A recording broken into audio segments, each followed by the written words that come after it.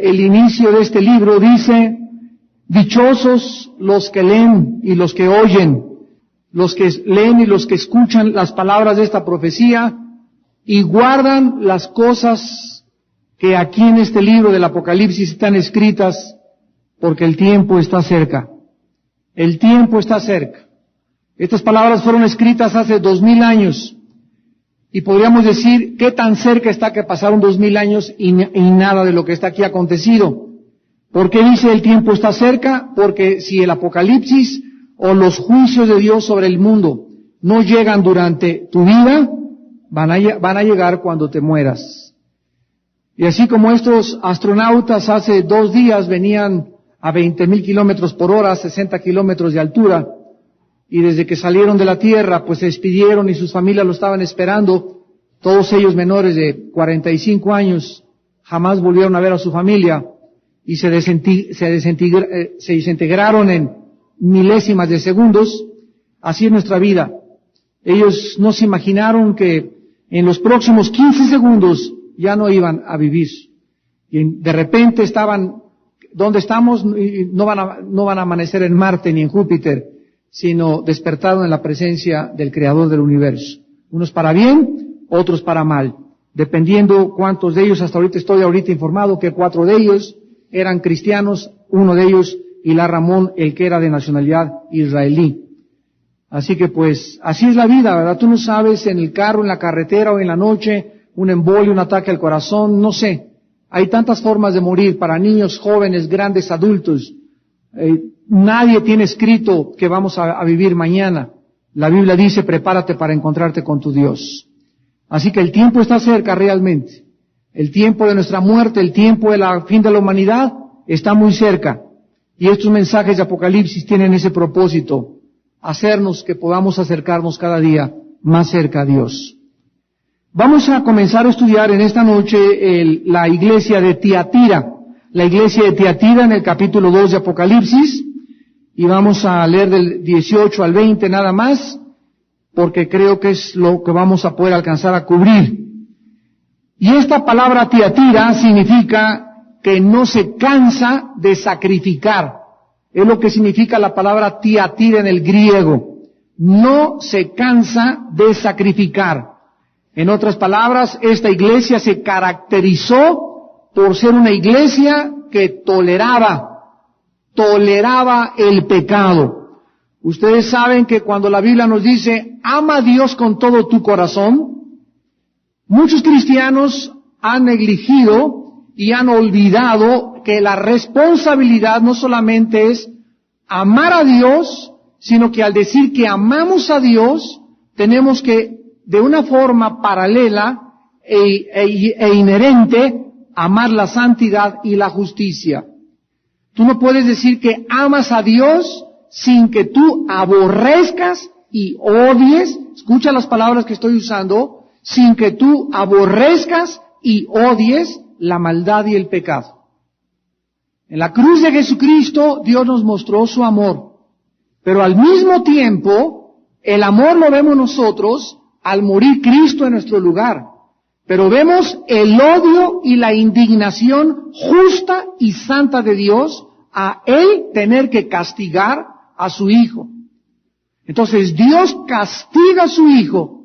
Dios permite que su Hijo muera en manos de criminales y de pecadores. Ahí vemos la indignación intensa, el odio de Dios por el pecado, al grado que lo llevó a sacrificar a su Hijo.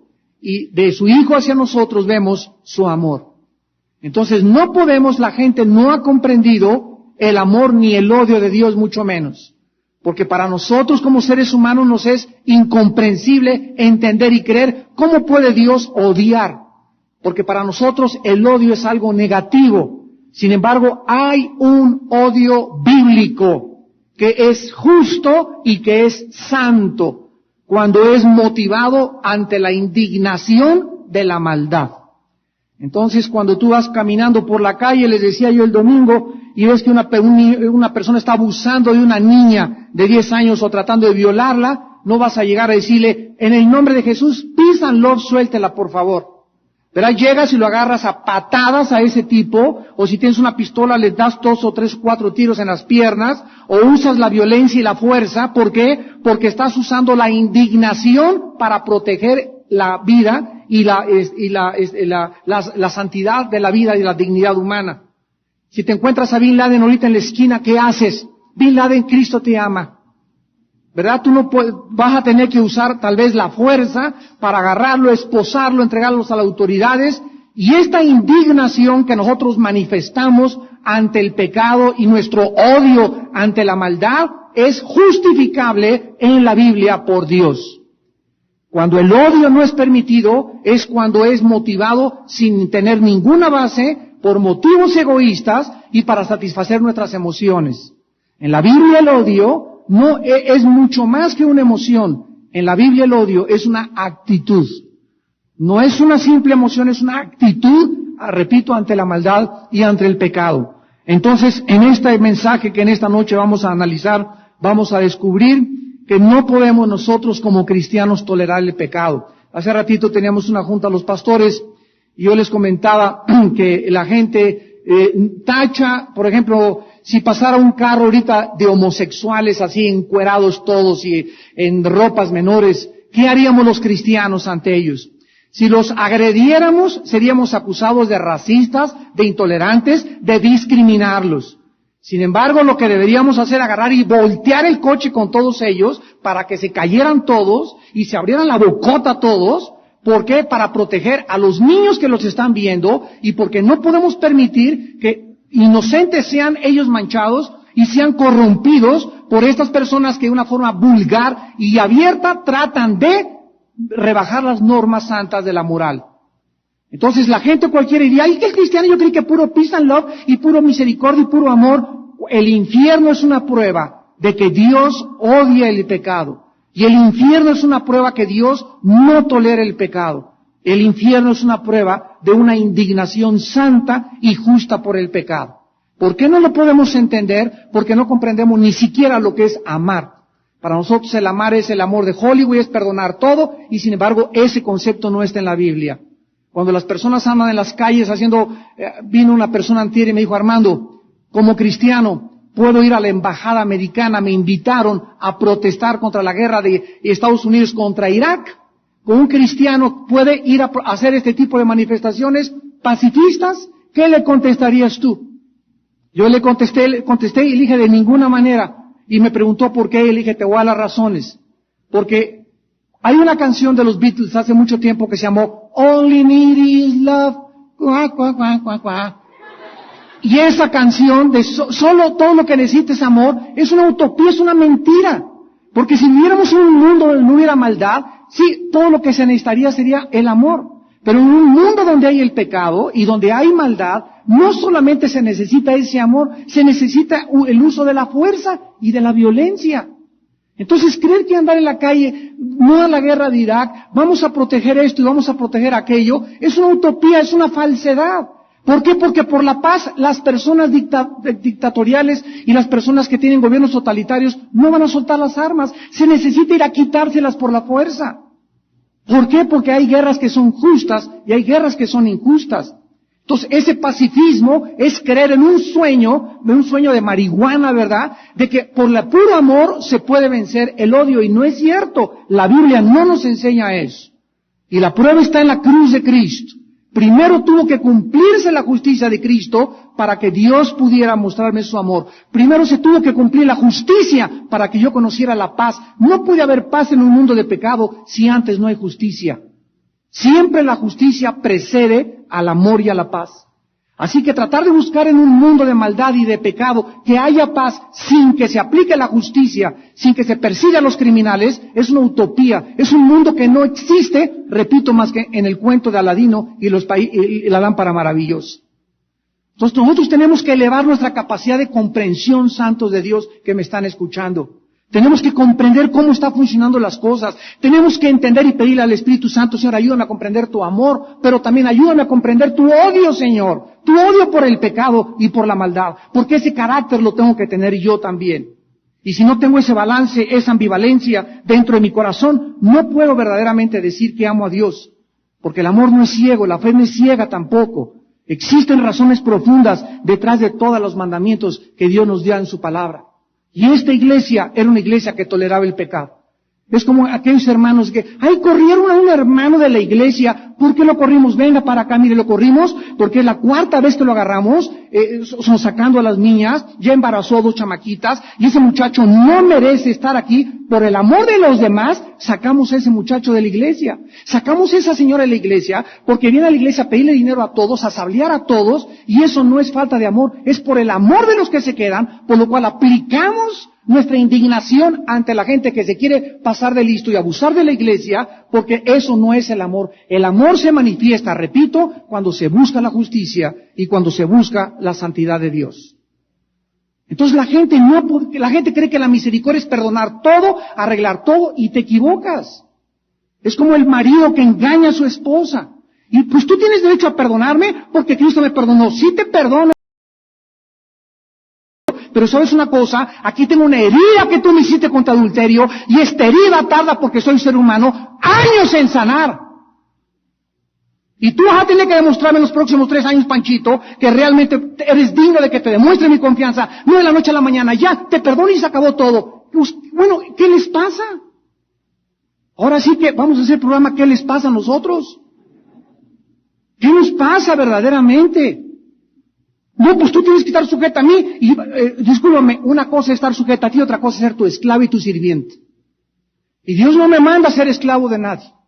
Entonces, bajo la cobertura y bajo los términos de, tiene que estar sujeta, y cállese, y usted no tiene que hablar, comenzamos a salirnos y a irnos a un extremo que no existe en la Biblia. ¿Y todo por qué? Porque mi pueblo pereció, porque le faltó conocimiento. Y así está la mayoría de las iglesias y la mayoría de los cristianos y la mayor parte de los líderes espirituales en el mundo entero, sin tener respuestas ni poder tener un equilibrio verdadero en las enseñanzas de la palabra de Dios. En esta noche que vamos a estudiar a Jezabel, vamos a ver muchísimo relacionado con el gobierno de la iglesia, la mujer y el papel de la mujer dentro de la iglesia. Dice en Apocalipsis 2, 18 al 20, escribe al ángel de la iglesia en Tiatira, el Hijo de Dios: el que tiene ojos como llama de fuego y pies semejantes al bronce bruñido, dice esto: yo conozco tus obras, y amor, y fe, y servicio, y tu paciencia, y que tus obras postreras son más que las primeras. Pero tengo unas pocas cosas contra ti, que toleras. Esa palabra es muy importante, la tolerancia, que estás tolerando que esa mujer, Jezabel, que se dice profetiza, enseñe y seduzca a mis siervos a fornicar y a comer cosas sacrificadas a los ídolos. Vamos a quedarnos hasta este momento y vamos en primer lugar a ofrecerles el contexto histórico y geográfico de la iglesia de Tiatira. La ciudad de Tiatira estaba localizada a 64 kilómetros al sureste de Pérgamo, que ya estudiamos esa iglesia, y fue establecida por Seleuco Nicator en el año 300 antes de Cristo y duró hasta el año 281 después de Cristo. O sea que casi 500 años duró esta ciudad y formó parte del imperio de Alejandro el Grande. La ciudad actualmente se llama Aquisar, con K, Aquisar, y tiene 35,000 habitantes. La importancia de esta ciudad radicaba en la posición geográfica que tenía, porque estaba en el camino donde se unían Pérgamo con Sardis y que seguía el camino hasta Filadelfia y hasta la Odisea. Era el camino donde viajaba el correo imperial de Roma. Llegó a ser esta ciudad un oasis de la cultura griega en un desierto realmente oriental. Su dios era Apolo, era el dios de la ciudad. Y tenían otro dios que era un héroe militar llamado Tiramo o Tirimo. Y aparecía todavía en la arqueología moderna, en las monedas antiguas, montando un caballo y armado con un hacha y con un garrote. Ese era el héroe militar Tirimo de la ciudad de Tiatira. También en Tiatira tenían un oráculo o un santuario inmenso de adivinación. de brujería y estaba dirigida por una sacerdotisa llamada Sámbate. Era el centro, además, de la industria del teñido, de la lana y de las telas. ¿Se acuerdan ustedes en Hechos 16 a Lidia, la que vendía púrpura? Bueno, ella era natural o había nacido aquí en esta ciudad de Tiatira. Muy bien, esta iglesia estaba teniendo dos problemas principales. En esta ciudad de Tiatira se celebraban periódicamente banquetes en los templos paganos y además se ofrecía en estas orgías, porque eran orgías, carne sacrificada a los ídolos. ¿Podían los cristianos asistir a este tipo de banquetes? Como los cristianos actualmente, ¿puedo ir a una boda religiosa o puedo ir al banquete nada más? ¿Cuál de las dos cosas puede un cristiano con discernimiento y comprensión de los caminos de Dios decidir para ver cómo actuar en el mundo del siglo XXI donde nos encontramos? Y en segundo lugar, estos banquetes acababan siempre en orgías. ¿Podían los cristianos estar presentes en estas celebraciones? Los cristianos de la iglesia de Tiatira habían cedido a sus convicciones morales y bíblicas y comenzaban a permitir la inmoralidad y las falsas enseñanzas a su propia vida. Actualmente en el siglo XX podríamos hacer las mismas preguntas a los cristianos que en este momento nos están escuchando. ¿Hasta dónde tienes tú convicciones morales y hasta dónde respetas las normas de santidad en tu manera de vestir? Primera pregunta a las mujeres. Hay iglesias, yo conozco y viajo bastante seguido, donde dentro de la iglesia, no estoy hablando de muchachas que acaban de llegar a la iglesia el domingo, siempre tenemos visitantes y miren cómo vienen vestidas y no les vamos a criticar porque no podemos a una persona que acaba de llegar a la iglesia imponerle reglas. Pues ya el próximo domingo tienes que venir vestida así, sino que tarda tiempo en que la muchacha vaya captando, entendiendo por qué Dios quiere que sea su vestido moral, con pudor, etcétera, etcétera. Pero si después de 6 meses, un año, una muchacha o una mujer en la iglesia sigue viniendo a la iglesia con pantalones entallados, menos con el ombligo de fuera, caminando como licuadora enfrente de todos, con un escote hasta por acá, etcétera, etcétera, nos damos cuenta que hay falta de muchas convicciones morales en el área del pudor y en el área de la decencia de muchas mujeres que se dicen que siguen a Jesucristo. Entonces nosotros tenemos que estar continuamente subiendo. El mundo cada día baja más, las mujeres del mundo cada vez se descubren más. La mujer de Dios cada vez se tapa más.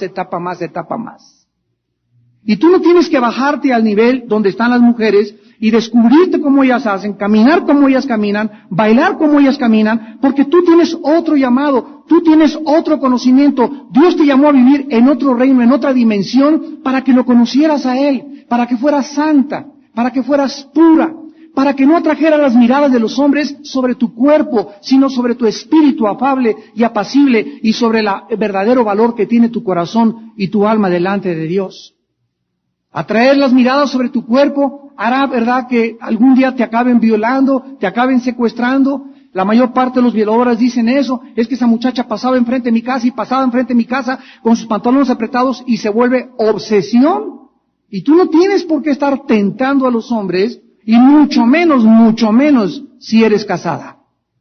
Así que esta iglesia es un tipo de las iglesias del siglo XX que toleran, que permiten que las normas de la santidad sean rebajadas y comienzan a manifestar una conducta dentro de la iglesia igual a la que existe fuera de la iglesia en el mundo. Cristo comienza describiéndose a sí mismo como el Hijo de Dios. Dice el versículo 18, el Hijo de Dios, el que tiene ojos como llama de fuego y pies semejantes al bronce bruñido, dice esto. Este título enfatiza su deidad y es muy significativo porque en el capítulo 1 de Apocalipsis, versículo 13, dice la Biblia, vi en los medios de los 7 candeleros a uno semejante al Hijo del Hombre. Aquí en el capítulo 1, versículo 3 es Hijo del Hombre. Aquí Él se describe como el Hijo de Dios. ¿Por qué? Porque el Hijo del Hombre enfatiza su humillación y su identificación con todos los creyentes desde Adán. Y como el Hijo de Dios, Cristo adquiere y se adjudica este título para identificarse como no solamente fui un hombre y me identifico con ustedes como seres humanos, sino quiero también que recuerden que soy divino. Porque soy Dios en la carne. El que me ha visto a mí, dijo Jesús, ha visto al Padre. Juan capítulo 10. Ahora, además de esto, Jesús dice que Él es el que tiene ojos como llama de fuego. Y esto significa que los ojos de llama de fuego nos hablan que aquí Jesucristo no tiene ojos de borreguito a medio morir. La primera vez que vino Jesús al mundo, vino como un cordero, enmudeció ante sus enemigos, no se defendió, imitó un cordero, ¿verdad? Los discípulos asombraron que aguantara, que le hicieran, pero el retrato de Cristo en Apocalipsis, como lo vimos en las primeras conferencias, es un Cristo totalmente diferente al Cristo que vino a la tierra. Es un Cristo que viene a juzgar al mundo, con los ojos penetrantes que nos hablan de juicio, los pies de bronce bruñido, el bronce en la Biblia habla de juicio, y ahora que venga Cristo ya no viene a salvar a nadie, viene a juzgar a todos los seres humanos que rechazaron y no quisieron aceptar su sacrificio para pagar por tus pecados en la cruz del Calvario.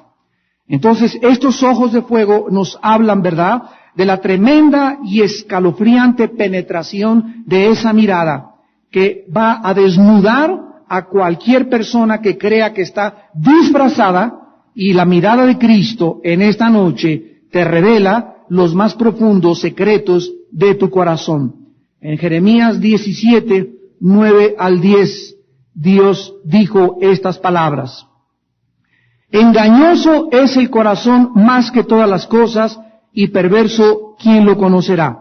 El otro día estaba yo leyendo la vida de un agente del FBI, un ex director del FBI, apellidado Hansen, que desde 1988 hasta el año 2000, por 12 años, este hombre que era de los máximos directores de la Oficina Federal de Investigaciones en Estados Unidos de la Policía, 12 años le estuvo pasando información a los rusos. Y durante 12 años le estaban pague y pague y pague, y ni el cura que lo confesaba, ni su esposa, ni sus mejores amigos, nadie sospechó de él durante 12 años. Era un hombre que vivía verdaderamente una doble vida. ¿Cuántas personas que me están escuchando viven una vida doble? Que tienes tu amante escondida y delante de tu casa y tu familia eres un hombre honorable y decente. Delante de la iglesia pones cara de San Martín de Porres y por acá robas, explotas a tus trabajadores, mientes, engañas, haces tranzas, tratas de sacar siempre la ventaja, usas a la gente, a tu esposa, quien se da cuenta cómo la tratas. Vives una vida doble. Y la Biblia dice que algún día, versículo 10, yo Jehová que escudriño la mente. Dios conoce tu vida, Dios conoce mi vida. Dios conoce lo que pensamos en los secretos. Dios sabe cuántos viven hasta con 3 personalidades.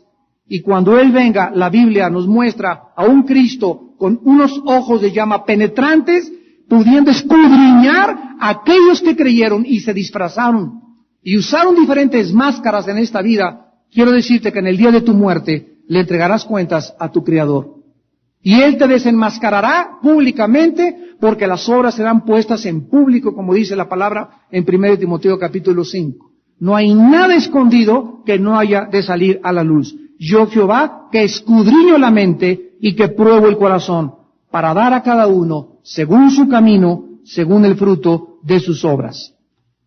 Ahora vemos nosotros que en el versículo 9, Cristo de Apocalipsis 2, versículo 19, le tiene unas palabras de aprobación a esta iglesia. Yo conozco tus obras, y amor, y fe y servicio, y tu paciencia, y que tus obras postreras son más que las primeras. Vemos que esta iglesia tenía obras indicando que muchos estaban activos sirviendo a Dios. Amor, ¿verdad? En esa época se construyeron muchos hospitales y asilos para ancianos cristianos, lo cual es una, ante la gente, entre comillas, manifestación de amor al prójimo. Fe. Esta iglesia, ¿verdad?, tenía una perseverancia y decían que creían en Dios. Santiago nos dice, si tú tienes fe y no tienes obras, tu fe no sirve para nada. Tenían servicio, o sea, estaban comprometidos en la obra y servían en diferentes ministerios. Eran pacientes, no se daban por vencidos, perseveraban y tenían buenas obras más que las postreras. Pero sin embargo, Cristo le hace una acusación muy seria a la iglesia, como se la hizo a la iglesia de Éfeso. ¿Recuerdan ustedes a la iglesia de Éfeso? Conozco que eres paciente, que les das dulces a los niños, que visita los hospitales y que haces buenas obras. Pero tengo contra ti que has perdido tu primer amor. Todo lo que la iglesia de Éfeso tenía quedaba reducida a cero porque Cristo les decía, hay algo más importante que todo lo que crees que has hecho, tu amor por mí. O sea, todo lo que has hecho, no lo has hecho de un amor nacido de tu comunión y de tu intimidad conmigo. Y con esta iglesia se repite otra vez, tienes paciencia, servicio, pero tengo algo contra ti. ¿Qué es esto? Que iba a hacer que se perdieran todas estas cosas buenas y virtudes y que Dios tenía contra estos cristianos y contra estos líderes. Que toleras a esa mujer Jezabel, que se dice profetiza, enseña y seduzca a mis siervos a fornicar y a comer cosas sacrificadas a los ídolos. Vamos a comenzar un estudio muy breve de la mujer Jezabel. La palabra Jezabel significa en el hebreo deshonesta o perjura. Deshonesta. Esta palabra deshonesta en el hebreo nos habla de una mujer que no es sincera, que tiene motivos equivocados en todo lo que hace, que tiene deseos profundos de controlar, de dirigir y de dominar a los hombres. Es una cosa en la naturaleza femenina, lo vamos a ir viendo para que no confundamos con el verdadero liderazgo femenino que anhela controlar y dominar para sus propios beneficios personales y satisfacer su ego. ¿Quién fue esta mujer en el Antiguo Testamento? Vayamos rápido al primer libro de los Reyes. Primer libro de los Reyes, capítulo 16, 31. En el primer libro de los Reyes, capítulo 16, versículo 31, se nos enseña quién era esta mujer. Y está hablando aquí del rey Acab, que era rey de Israel, porque le fue cosa ligera andar en los pecados de Jeroboam, hijo de Nabat. Y tomó por mujer a Jezabel, hija de Baal, rey de los Sidonios, y fue y sirvió a Baal y lo adoró.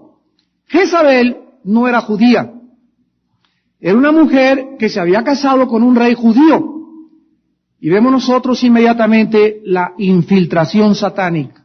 Esta mujer era perversa, era una mujer mala, era adicta a la hechicería, era adicta a la brujería. Ella conocía y servía muy bien a Satanás y a los ídolos falsos y se casa con un hombre malo, también llamado Acab, porque dice el versículo 31 que le fue cosa ligera andar en los pecados de Jeroboam. O sea, cuando Acab se casó con Jezabel, este rey ya andaba en la maldad.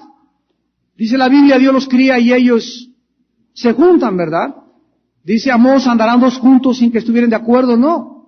Entonces es común siempre que una persona es mala, a alguien que es malo se le pega. A un muchacho marihuano se le pega a uno que le guste la marihuana. Una muchacha que se acuesta con su novio, se le pega a una muchacha que también se va a acostar con su novio si sigues teniendo esa amiguita. Entonces dime con quién andas y te diré quién eres. Lo semejante, dice la Biblia, atrae a lo semejante. Entonces este hombre andaba en el camino del mal, viene el Satanás y le da el puntillazo, poniendo una mujer en su vida que era mala igual que él, pero él era Peter Pan comparado con ella. Porque ella era mala y perversa y fuerte de carácter, y él era malo y perverso y débil de carácter. Entonces nos damos cuenta quién gobernaba quién dominaba y quién daba las órdenes en esa casa, en ese imperio, en ese castillo, en ese gobierno. Ella. Esta mujer, dice la Biblia, ahora vayamos a 1 de Reyes 21, 25, 1 de Reyes 21, 25, dice que a la verdad ninguno fue como Acab, que se vendió. Vemos que era un hombre sin convicciones, era un hombre que no le interesaba leer la Biblia, era un hombre que no le interesaba consultar la Torah, se vendió para hacer lo malo ante los ojos de Jehová. Porque Jezabel, su mujer, ¿qué cosa? Lo incitaba. Cuando tú vas en el camino de la maldad y te apartas de los caminos de Dios, vas a encontrarte amigos y amigas que andan en ese camino, y esos amigos y esas amigas van a darte el puntillazo o te van a acabar incitando para que te degrades más, para que desciendas más bajo, para que corrompas más y más tu corazón y para que te alejes cada vez más de Dios. Esta mujer era lo último que necesitaba el rey Acab. Ella lo incitó a ser todavía más malo. Vayamos ahora al segundo libro de Reyes, capítulo 9. Y vemos que esta mujer no solamente era mala, perversa, bruja, sino que también era prostituta y hechicera. Los tenía todos. Dice Segunda de Reyes 9, versículo 22. Cuando vio Joram a Jehú, dijo, ¿qué paz? ¿Hay paz, Jehú? Y él respondió, ¿qué paz? Con las fornicaciones de Jezabel tu madre y sus muchas hechicerías. Jehú fue el hombre que usó Dios para que matara a Jezabel. Y lo vamos a ver finalmente, ¿verdad? Que en un cuarto sube Jehú y busca a Jezabel. Ella se pinta porque se pintaba, ¿verdad? Con antimonio, unas ojerotas que se pintaba y unas chapotas que se pintaba. Ya, imagínense la cara de Jezabel, ¿no? Cualquiera se la puede imaginar. Y entonces Jehú le dice a los eunucos, échenla por el balcón. Y le echaron por el balcón, y cuando dio por el balcón, quedó desparramado totalmente, y llegaron los perros y se la comieron. Y lo único que le quedó fueron las palmas de las manos y los pies.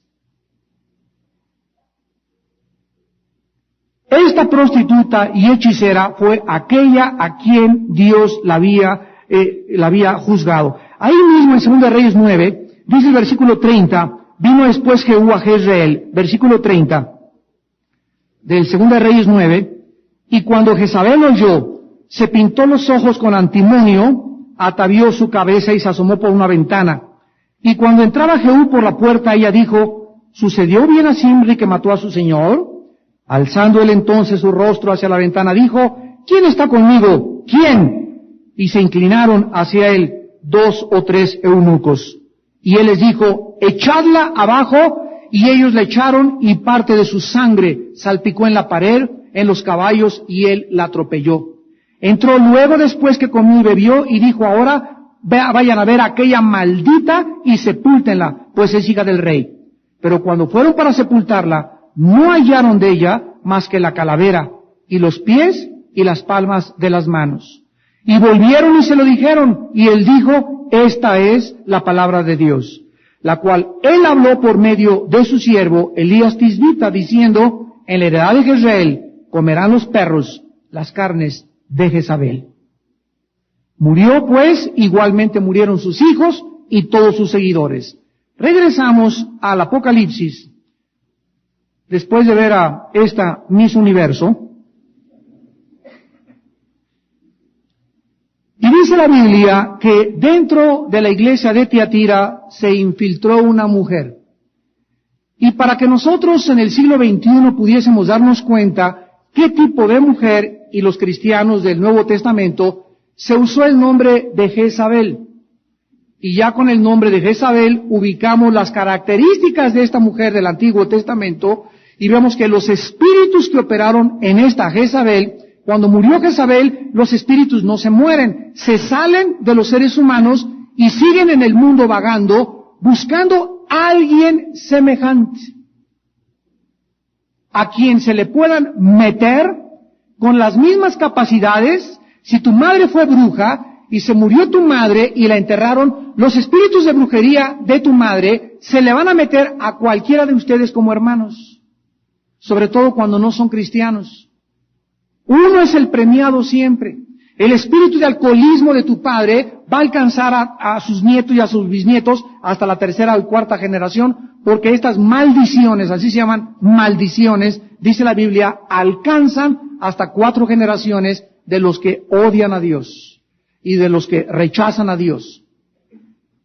Por el nombre que dice Jezabel, que se dice profetiza, indica que esta mujer en la iglesia era una mujer mala, falsa profeta, seductora, coqueta, devoradora de hombres, ejercía una influencia tremenda sobre los varones, pero la influencia de ella estaba cubierta, estaba escondida.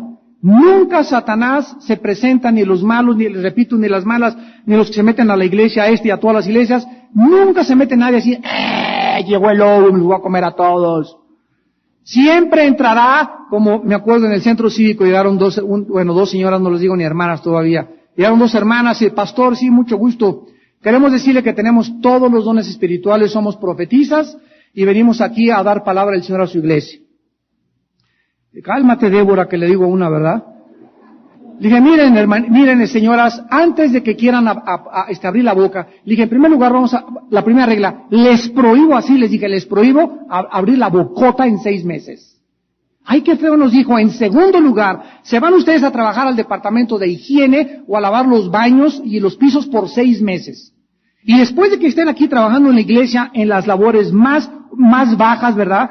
Que supuestamente son las más grandiosas delante de Dios, ahí voy a ver qué tanta humildad tienen. No duraron ni 2 días en la iglesia.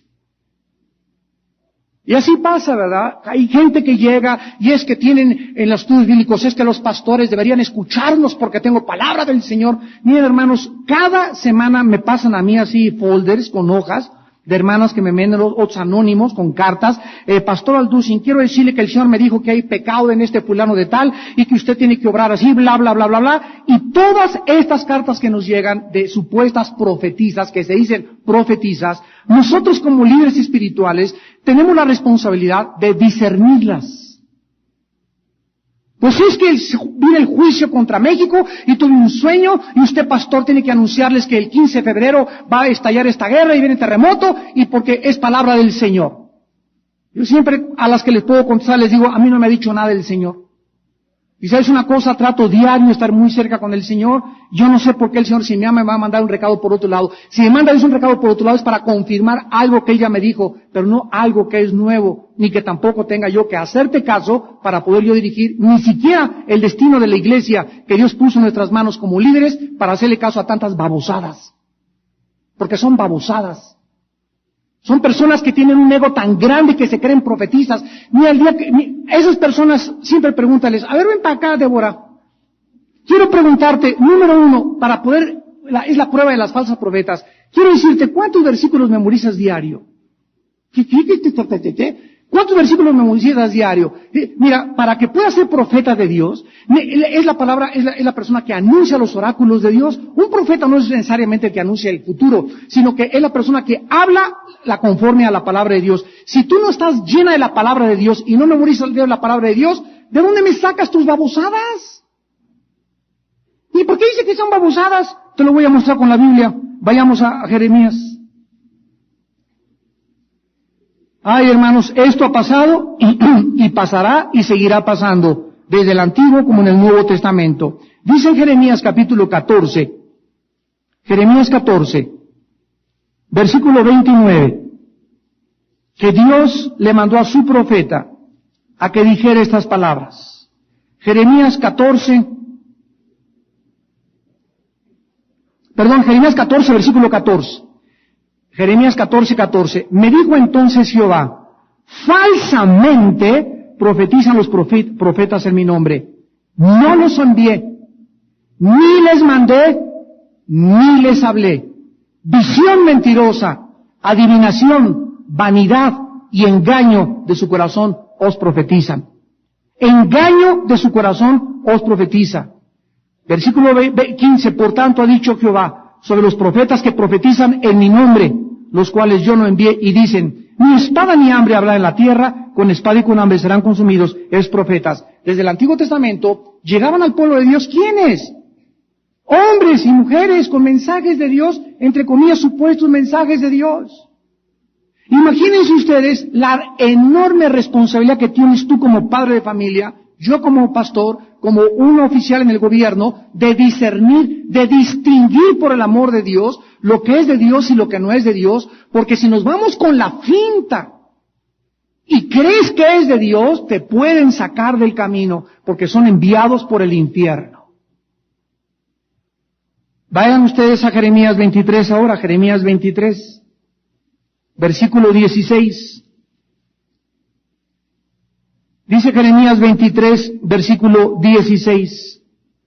Así ha dicho Jehová de los ejércitos, no escuchéis las palabras de los profetas que os profetizan, os alimentan con vanas esperanzas, hablan visión de su propio corazón, no de la boca de Jehová. Versículo 21, no envié yo a aquellos profetas, pero ellos corrían, yo no los hablé, mas ellos profetizaban. Versículo 25, yo he oído lo que aquellos profetas dijeron, profetizando mentira en mi nombre, diciendo, soñé, soñé. ¿Hasta cuándo estará eso en el corazón de los profetas que profetizan mentira y que profetizan en el engaño de su corazón? Ahora, vayamos al Nuevo Testamento. Segunda de Pedro, capítulo 2. Para el que tenga dudas de que la Biblia y que la vida cristiana no es una guerra y no estamos en una guerra continua. En las guerras están ambos bandos, los países, tratando de interceptar los mensajes mentirosos de los mensajes correctos para que los enemigos no los hagan caer en su trampa. Juego de espías se llama esto. Bueno, en la guerra espiritual también lo hay. El diablo va a mandar a tu casa, va a mandar a tu matrimonio, va a mandar a tu familia, nos va a mandar aquí a la iglesia, falsos profetas. Mensajes mentirosos que no vienen de Dios. En segunda de Pedro dice, hubo también falsos profetas entre el pueblo, como habrá entre vosotros falsos maestros, ¿qué harán? Introducirán encubiertamente, ahí está, cubierto, disfrazado, herejías destructoras, y negarán al Señor que los rescató, atrayendo sobre ellos destrucción repentina. Ahora vean primera de Juan capítulo 4, ¿cuál es la orden que se nos da? Primera de Juan capítulo 4 versículo 1. Amados, no creáis a todo espíritu. No te vayas con la finta, no creas cualquier mensaje que te dan, no creas cualquier visión que te dijeron, cualquier sueño que te aparecieron, cualquier carta que te manden. No lo creas tan fácilmente, sino prueben los espíritus. Prueba el espíritu si es de Dios, porque muchos falsos profetas se han salido por el mundo. Ahora vean 2 Corintios 11, 2 Corintios 11, versículo 13 al 15. 2 Corintios 11, del 13 al 15, porque estos son falsos apóstoles, obreros fraudulentos que se disfrazan. Esa carita que tú le veas y porque la hermana sí tenga carita de piedad y a mí me mandó el Señor y tengo esto y tengo aquello. Aguas, aguas, aguas, ojo, ojo, ojo. Se disfrazan como apóstoles de Cristo y no es maravilla porque el mismo Satanás se disfraza como ángel de luz. Así que no es extraño si también sus ministros se disfrazan como ministros de justicia, cuyo fin será conforme a sus obras. Vivimos un tiempo peligrosísimo. ¿Quién lo puede negar? Donde Satanás mandará un ejército a las iglesias del mundo entero, a nuestra iglesia, a todas las iglesias. Y todas las personas así que llegan nuevas y que ya quieren ser profetas y mensajes y que mandan cartas y que los pastores tenemos que hacerles caso. Cuidado, pastores que me escuchan. Cuidado. Ahí en el Perú hubo un caso muy sonado. Llegó una mujer a una iglesia y le dijo al pastor que ella era profeta y que tenía mensajes de Dios. Y el pastor, Dios la bendiga, gracias a Dios por su don. Esta mujer, fíjense lo que hizo, comenzó a ir a los estudios bíblicos que tenía la iglesia en algunas casas. Y esto sucedió también en Bolivia y toda el área de los Andes. Y anduvo recorriendo como 30, 40 iglesias como por 2 o 3 años. Y en cada estudio bíblico que iba, se paraba, el Señor me dice en este momento que no le hagas caso a tu pastor, que la esposa del pastor vive en pecado, que el hijo del pastor vive en pecado, y comenzó a sembrar semillas de duda en todos los estudios bíblicos de más de 25 o 30 iglesias, y dividió más de 15 iglesias. Hasta que cuando se juntó una alianza de pastores y comenzaron a corroborar toda esta información y darse cuenta, esa mujer estuvo en mi iglesia, pues también en mi iglesia, se dieron cuenta que era un común factor denominador que no era coincidencia. Los pastores oraron, el Espíritu les reveló que era una falsa profetisa de Satanás. La corrieron, la sacaron del país, y la santa paz y la santa bendición de Dios vino otra vez sobre las iglesias. ¿Pero por qué? Porque toleraron. ¿Por qué toleras? Porque no sabes. Cuando eres tolerante ante aquello que no sabes, es pecado delante de Dios. Debemos ser intolerantes contra aquello que atente contra la verdad de la palabra de Dios. Para eso no tenemos absolutamente ninguna tolerancia. Ahora vamos a 1 de Timoteo, capítulo 2. Y veamos entonces que cuando esta mujer se decía profetiza, ¿qué significaba? Que decía que recibía mensajes directamente de Dios para comunicarlos a la iglesia, vanagloriándose desde luego en tener mensajes divinas.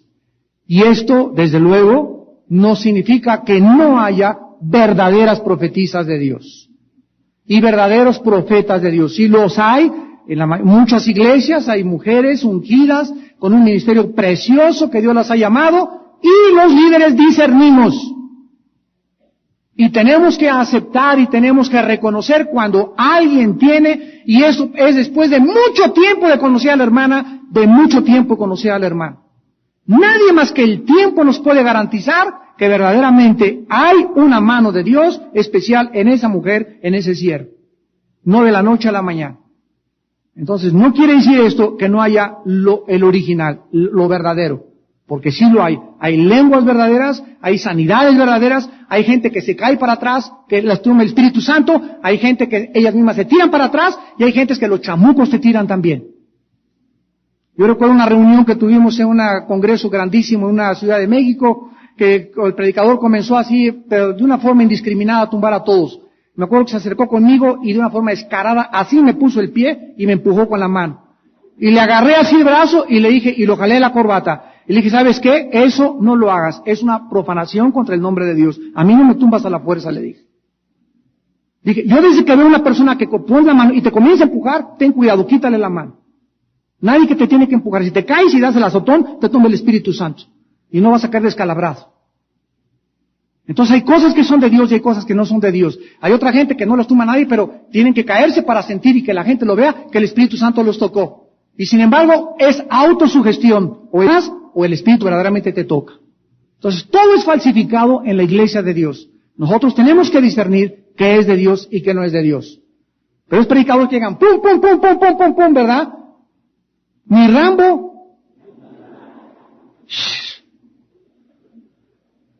Ahora, la enseñanza que nosotros vamos a deducir rápidamente, ¿verdad?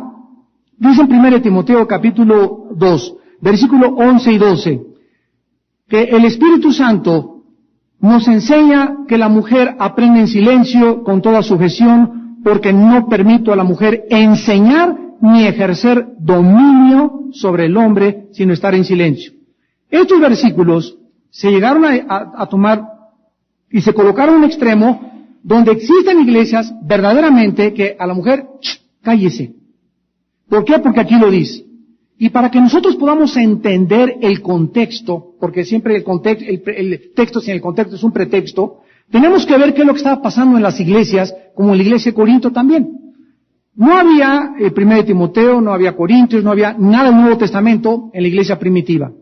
Estaba en la iglesia de Corinto, llegaba Pablo. Ya saben, hay hermanitas de todo tipo, pero hay hermanas lindas, hay hermanas que no les para la lengua, pero ni un ratito. Hay otras que en todo se meten, hay otras que son bien chismosas, hay otras que son critique a todas las demás. Hay de todo en la iglesia. Aquí tenemos de tutti frutti, vainilla, limón y de mango. se paraban en la iglesia y mi marido, y al revés, usted cae y se siente de Pancho.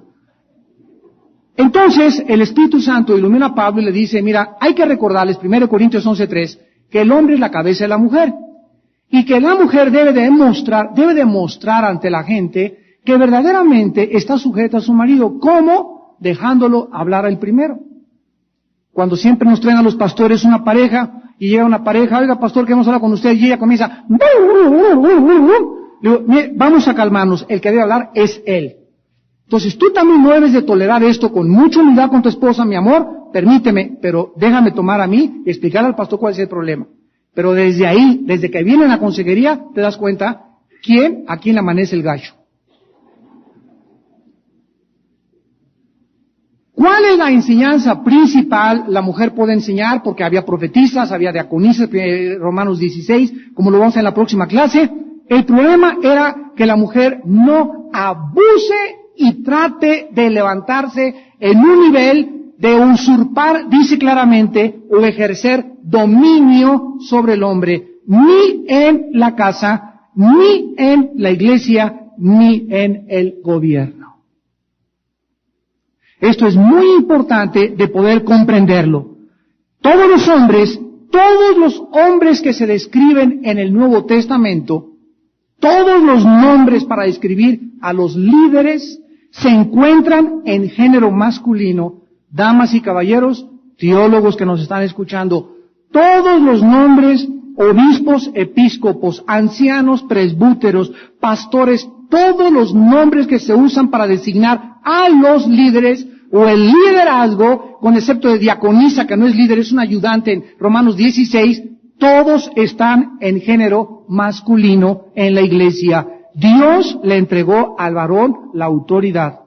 Dios creó primero a Adán, y el gobierno de las naciones, el gobierno del hogar y el gobierno de la iglesia debe estar en manos de varones. Todas las palabras originales están absolutamente en masculino. Ahora vamos a comenzar a contestar preguntas que surgen inmediatamente, pero ¿qué de todas esas mujeres que se encuentran pastoreando? Yo conozco hermanas en Cristo que son pastoras y están haciendo una labor maravillosa. Escuchen esto, la voluntad de Dios es doble, es directiva y es permisiva. Y el hecho de que Dios permita algo no significa necesariamente que sea su voluntad. A ver si me van entendiendo. Dios quiere dirigir mi vida, esa es su voluntad directiva. Pero si yo me aparto de los caminos de Dios y me brinco las trancas y tú te casas con una persona equivocada, no digas, Dios quiso que me casara con este filisteo. No, Dios permitió porque nos dio la libre voluntad. Pero no era la voluntad de Dios que hicieras eso. Pasó lo mismo con el divorcio. Le preguntaron a Jesús, oye, explícanos, si está escrito que el hombre y su padre dejará y se unirá a su mujer a una carne, ¿por qué Moisés le dio carta de divorcio a los judíos? Y Cristo les contestó, por la dureza de su corazón. Pero no es la voluntad de Dios que haya divorcio. Pero por causa de la maldad del hombre, por la causa de hombres golpeadores, por causa del adulterio, Dios permitió que haya una separación para preservar la dignidad de sus hijas o de sus hijos y de los niños pequeños. Pero no significa que sea la voluntad de Dios. Las iglesias actuales gobernadas por mujeres solo tienen un significado. Dios lo está permitiendo por la ausencia de liderazgo de los varones. ¿Por qué hay mujeres pastoras y por qué hay tantas mujeres que están en muchas iglesias llevando un liderazgo y pastores que están haciendo muy buen trabajo? Porque no hay hombres. Nada más por eso. Es un síntoma de decadencia del liderazgo masculino en una iglesia. Cuando son puras mujeres las que mandan y las que gobiernan. Por un lado, gracias a Dios por estas mujeres que han tomado las riendas del liderazgo. ¿Por qué hay tantas mujeres que en su casa ellas le leen la Biblia a los niños? Ellas los llevan a la escuela. Ellas pagan la luz, ellas pagan la renta, porque los hombres son los baquetones, unos holgazanes, flojos, apáticos que han abandonado el liderazgo. Y creen que solamente toma un fémega, paga el gasto y la luz y ya te van esos 2 pesos. Creen que con eso ya cumplieron como hombres. Y eso no es ser hombre. Entonces, gracias a Dios por estas mujeres que han tomado las riendas en la casa, han tomado las riendas en la iglesia y han tomado las riendas en el gobierno, como Margaret Thatcher y otras grandes mujeres estadistas. que mostraban la corrupción del liderazgo masculino en los mismos gobiernos. Pero no es la voluntad de Dios que así sea. Cristo le dijo a las personas que no lo querían adorar, si ustedes no me adoran ni me alaban, hasta las piedras me pueden alabar. Dios puede levantar aún lo que ni siquiera nos imaginamos para poder entenderlo. Ahora, todas estas mujeres que toman el liderazgo son Jezabeles, de ninguna manera.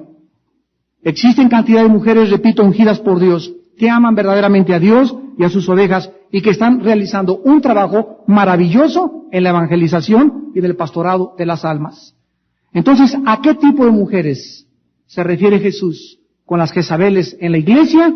A estas mujeres que tienen espíritu de control, dominio, manipulación, chantaje y la usurpación de la autoridad masculina, tanto en el hogar como en la iglesia.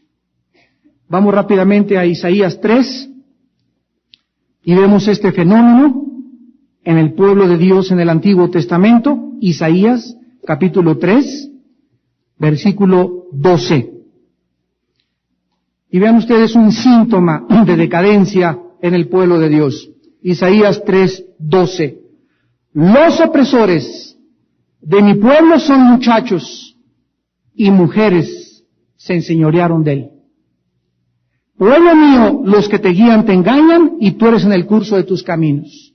Un síntoma de decadencia en el Antiguo Testamento fue cuando los jovencitos eran los que tomaban el liderazgo junto con las mujeres, porque los hombres habían apostatado. Los hombres andaban fornicando, andaban viendo pornografía, andaban emborrachándose, traicionando a sus mujeres, siendo desleales a sus hijos y a su propio matrimonio, y por eso Dios los hace a un lado y levanta a las mujeres y bendice a las mujeres como lo está haciendo en el siglo XXI en que estamos viviendo. Estas mujeres son las que están tratando de dirigir, de gobernar y de provocar temor sobre los miembros en las iglesias con falsas profecías. Se dicen profetizas, recuérdalo, pero sin embargo son sueños y visiones mentirosas. De toda esta falta de orden dentro de una iglesia, escúchenme líderes, de toda esta falta de orden dentro de una iglesia, en una casa el responsable es el Padre, en la iglesia somos nosotros. Nosotros no podemos tolerar. No lo podemos tolerar y lo debemos detener inmediatamente. Todo líder espiritual que no ejerza control y tolere este tipo de mujeres dentro de su iglesia, acabará tarde o temprano, comprometiendo sus convicciones con el mundo y va a acabar fornicando, y el varón que abandone el liderazgo que Dios le ha entregado, tarde o temprano, este varón será juzgado. Oremos. Padre, te damos gracias porque nos sigues amando al enseñarnos la verdad. Sabemos que no puede existir el amor sin la verdad, porque el amor no es ciego, ni tu misericordia tampoco. Te damos gracias porque nos has dejado delineado en la Biblia claramente el orden de la iglesia, el orden en el hogar y el orden en las naciones.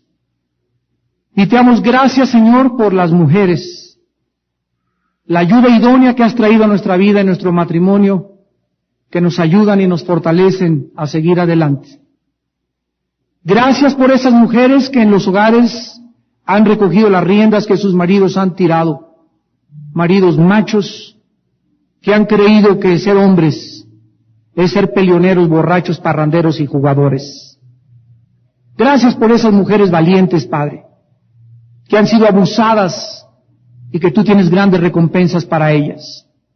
Gracias por las iglesias también, donde los hombres abandonaron el liderazgo y creyeron que la religión era cuestión de las mujeres, y las mujeres levantaron las riendas y están predicando tu palabra santa. Gracias por ellas.